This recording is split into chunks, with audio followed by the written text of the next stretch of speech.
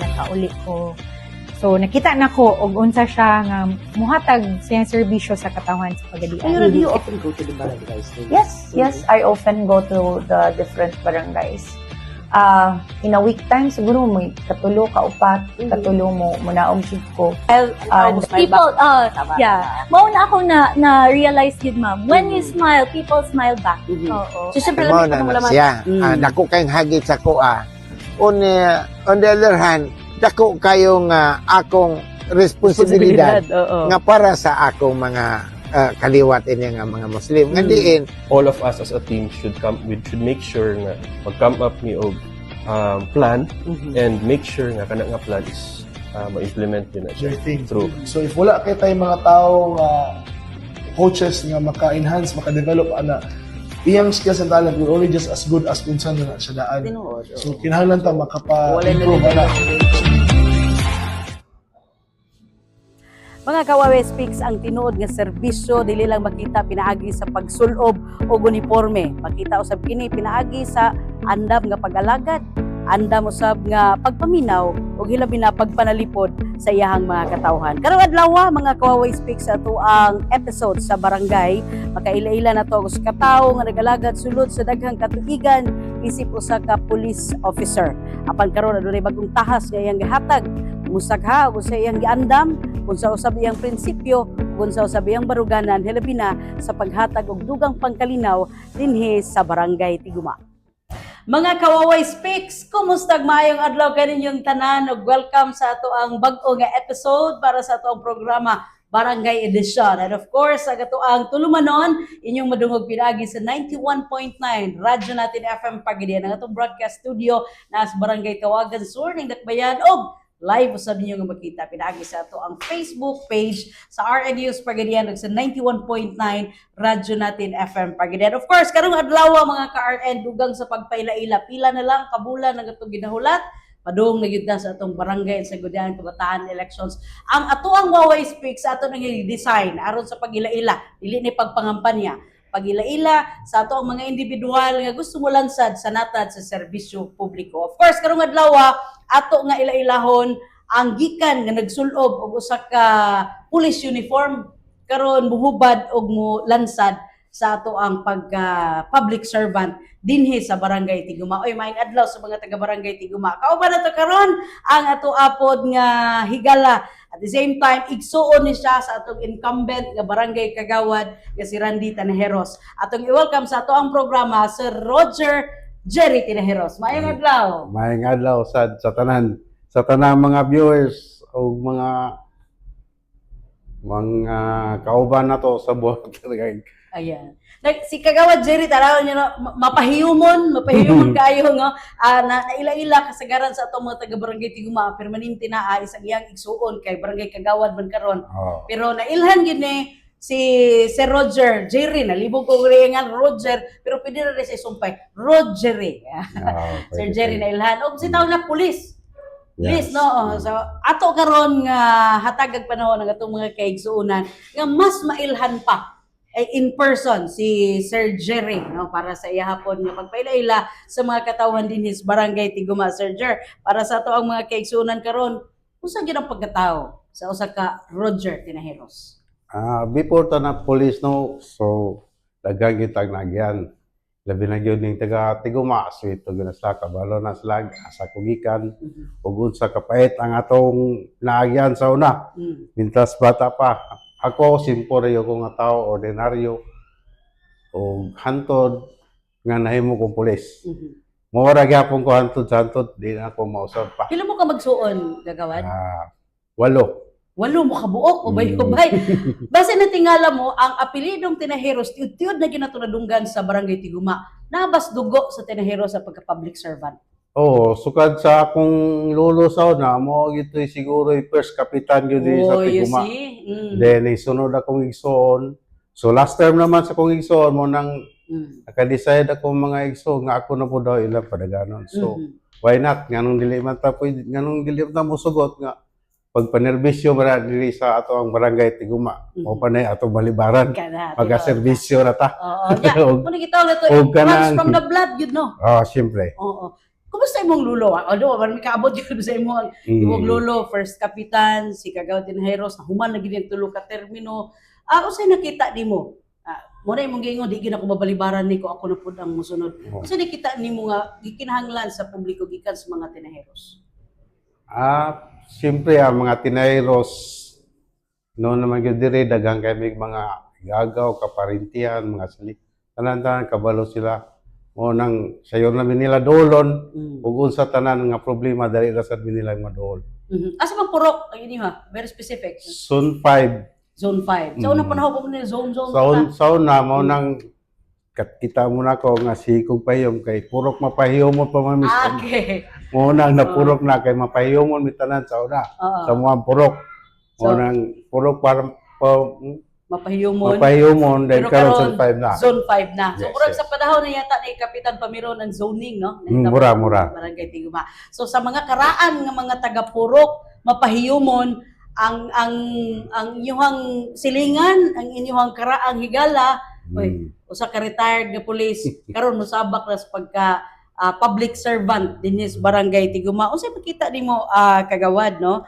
Nga gikinahanglan nga mapadayon sa pagserbisyo, especially nga from police officer, lahi gyud ang trabaho Unsay imong karong paminaw bag-ong venture ni pagka barangay kagawad? Unsay imong matampo sa komunidad? In terms sa ako ang pagka-police, so na siguro ko magkuhan sa peace and order. So ato nang maplanuhan ug sa may na to buhaton para puro ra gyud kalinaw ni ato ang Tiguma. Kalimtan ta na mga samok-samok o mga away-away dia. Muna po na, siguro po, basin o tugutan sa panahon. Kana. In terms of peace and order, kumpara daw sa una panahon, kagawad, dire magyud ka na tao, naputag puso na ni Barangay Tiguma. Comparing pila ka years, kaniadto og hangtod karon, unsay nakita nimong kalainan sa Barangay Tiguma karon? Sa una gyud katong mga batan-on pa mi. Di gyud ni magkuaning puro payomon, bigunya o Trinidapita, di gini sila magdugol. Puro gini sila sumbagay, nigabot diya sa sentro. So, time comes nga mga taga ng mga tao, to na peaceful na siya. Ba't ito nakita ni mo nga, si Kagawad Randy ba nag-handle po peace and order? Taon na? I don't know, pero wag ko kabalos. Sa iyang gihandle. But so far, ang nagdagan ang panahon, ang Barangay Councils, Barangay Tiguma, natutukan na nila ng kining peace and order. Peace and order. Mura nga sito-sito lang gamay. On your part, unsa pa kahay paminaw nimo nga gusto nimo nga himuon? If ever matagaag panahon ug higayon sa konseho, gusto na ko nga himuon if ever nga masulod ko sa council. Atong lagi ka ng peace and order lang siguro kay kana magong peace and order mamugo na importante sa barangay tapos wala tayo peace and order wala kay investor nga mo abot sa atong barangay.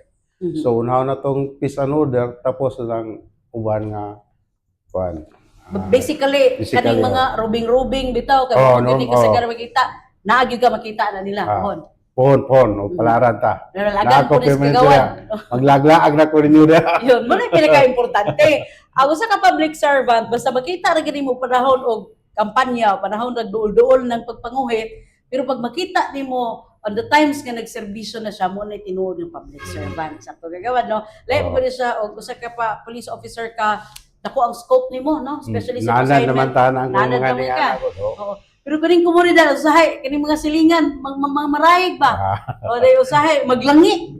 Oo, pero lahi ra gyud ang magserbisyo na ka sa imong kaugalingon nga tugkaran. No? Of course, no, para sa ato ang mga kaigsunan sa ato ang mga kaigsunan diha sa kaniadtong purok mapahiyumon ug yung mga silingan sa mga bigor niya o sa mga silingan purok diha nga nasayo dugon sa ang kinaiya o mga pamaagis, mga teneros nga magkatabang sa komunidad, mo po nilang paghahulaton puhon-puhon, no? Sa umaabot nga piniliay. Now, mga yung paglantaw ni mo kagawad, no? Ang ato ang politika sa Dakbayan sa Pagadian, makita na to nga medyo doon ay mga nagkalain-lain yun nga mga views and opinions. At the same time, lahi-lahi og mga pagtuo, no? Pero unsay paminaw nimo karon sa natad sa politika on the local side, sa barangay side, nga pwede po doon sabi nimo nga ikalantaw nga hopefully nga nani ang tagihapon nga makita nato nga kini atong ihimo para nis barangay. No.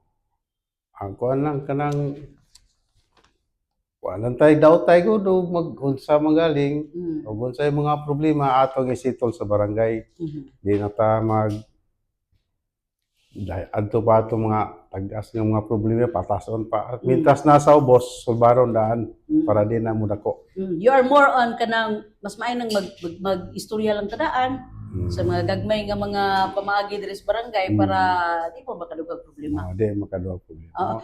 Kuwad, ang problema po nato sa komunidad kinig yung illegal drugs. Hindi na to ni malikayan, no? Being a police officer, kay bawo ko nga di lang yun ni usa sa pinakalabad sa atong komunidad. Unsa kay pwede nimo ikatampo, ma-share nimo sa atong mga kabatanunan nga nahilambigit sa mga illegal na droga? So based on experience mo god kanang mga illegal drugs nabuhat na sa mga tao nga wala way lingaw. Way nga. So pag ako ruhan nga makalingkod ta, magbuhat ang mga sports activities, basketball, mga activities lang yun para ang atong mga kabatanunan nga katong nga mo suluray pa. Di na ito kauna-una pagsulod kay dito na lang sila mo kuhan sa ato ang sports activities para malikay po sila. Mahilig ba kag sports kagawad? Oo, malikay. So very close ka sa mga batanon na to ron. Sa mga above 40 na mo kay naman Mga kaedad. liga-liga ng mga kaedad. Oo. So, pero i-promote ya po ninyo na. I-promote na ko na ito ang sports activity lang ng basketball, pickleball, tanan atong mga sports na ato lang yung malingaw ang atong kabatanunan aron dili na gid sila malingaw o kuan sa dautan mga bisyo. Tinuod, oo. Then, ang atong mga sangguniang kabataan, mga SK, naman sa ilahapod, pero sa inyo hapon, sa gitawag na sa basketball, mga has-been, mga naa sa mga adult, 40 up. So, dili na mabalaka, ang mga batanon, SK, bahalaan na, mga 40 up, imo na naman. Mga 40 up, 50 up, ako na bahala na nila pa. Kondisyon. Kaya nga no, kaya nga sa buwang naman ni 40 pero kaya pa pero lami lang taon dito ng mga adult na nga duwa gyud pag basketball.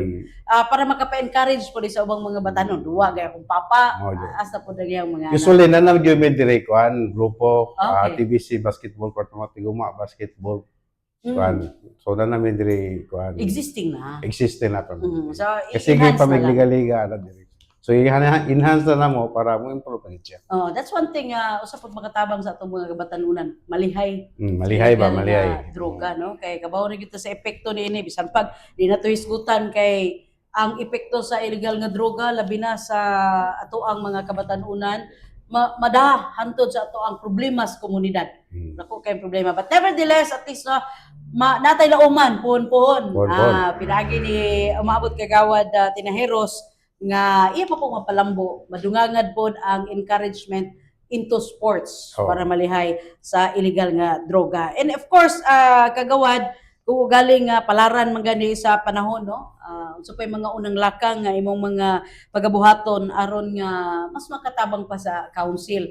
Aside, isgutan naman na to ang sa sports, isgutan na to by peace and order, so pa pwede po nimo nga ikatampo pa sa laing mga pamaagi. Unsa kay Mayo. Depende sa ato. Depende lang sa pamunuan o ginsay ihatag nga sa ato nga in charge or responsibilities ato na kuanan. Okay, that's good. Opinion nimo kagawad no, si Madam Marina Tuwal, inahan ni Kapitana Che Tampos, puro po sige mahimo pong inahan niyo sa barangay. Unsay pangaghap nimo sa iyahang kapasidad o galing mapalaran sa panahon? Mas mulabaw pag yung siguro siya sa iyang anak. Kaya nga di mo yun na mulabaw ang anak kaysa inahan. Tinuod yun na. So, based on experience ko, taas kong experience, tawang madam nga, inahan sa tawang barangay kapitan. Additional wise, napuno ang grupo ni Councilor Roger Asidilio. Unsay paminaw nimo sa dagan, sa lakang lini karon yung grupo? Super under amot lang mapatakabalogon sa mga negotiation nila no pero hopefully nga mausan unta. Okay. So wala pa man no sa iyo pa man ang importante maila-ila na to pagayo ang ato ang tanan nga mga kandidato. So, Sige. wa na man gitawag nato sa atong programa, wa ni gi ila nga mga kolor, ang importante Oh, say dyan. ready nga magpaila sa atong mga katawhan. Unya of course, ato ang karong sukdon karon pon gisgutan ka ganina ni Kagawad nga if ever matagaan og panahon ang iyahang mga kaedad niya 40 ups o ang natad sa basketball, natad sa sports, iyang suportahan at the same time labi na ang sanatad sa peace and order. Of course, mamahimo naman kang leader pohon, tagaan mo jud assignments sa kinsa mamahimo nga kapitan, unsang klase nga leader pohon si Kagawad Tinajeros. Madulan ba ni? Matawagan na ba ni? Di ba ka masuko ang message ani o kanang nay mo text? O kung say klase nga mga pagka-leader ang maasahan sa itong mga kaigsunan.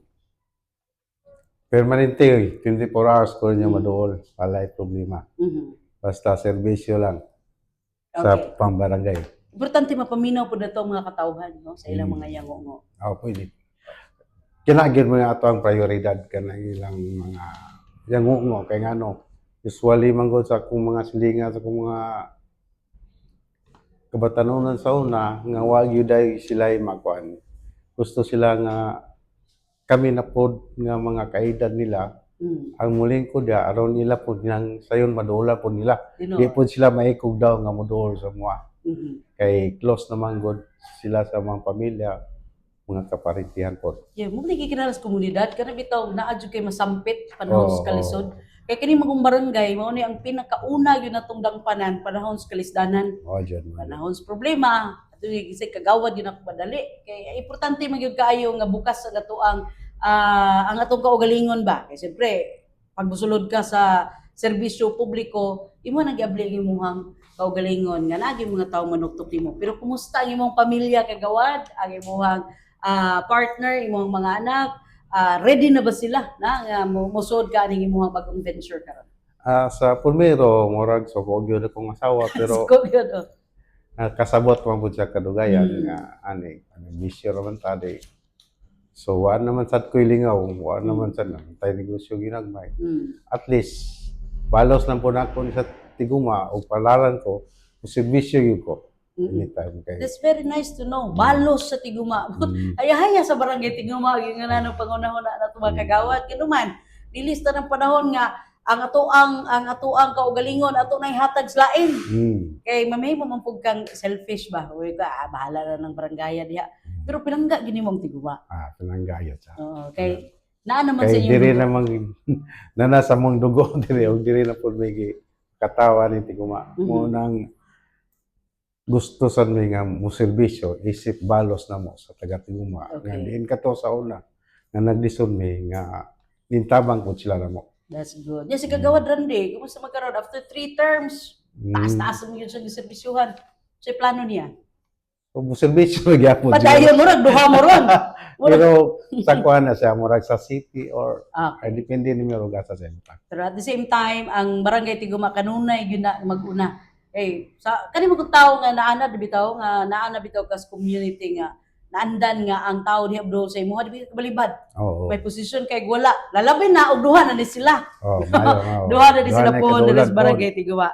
So anyway, dako kayo nga kining kalipay no sa atong mga kaigsunan diri sa barangay Tiguma. Kung aduna tay mga susama kanila no nga mga public servant nga bukas sa ilang kaugalingon nga mohatag sa pagserbisyo sa community. Sila pay mobalos, sila pay mo serbisyo, balos pigid sila ha. So gasa ni. So for sure gato ang mga kaigsunan mo na gipangita pohon no sa ato ang mga kaigsunan. And of course, para sa ato ang mga katawhan diri sa barangay Tiguma, gusto nato mapaminaw karon ang bulawanon pud nga mensahe gikan ni Kagawad Tinajeros. Kay pila ka bulan gikan karon, suri-suroy naman pud ni sila, no? Mangnuktok po na sila diha. Ug sa poy imong mensahe para kanila. Go ahead now, Kagawad.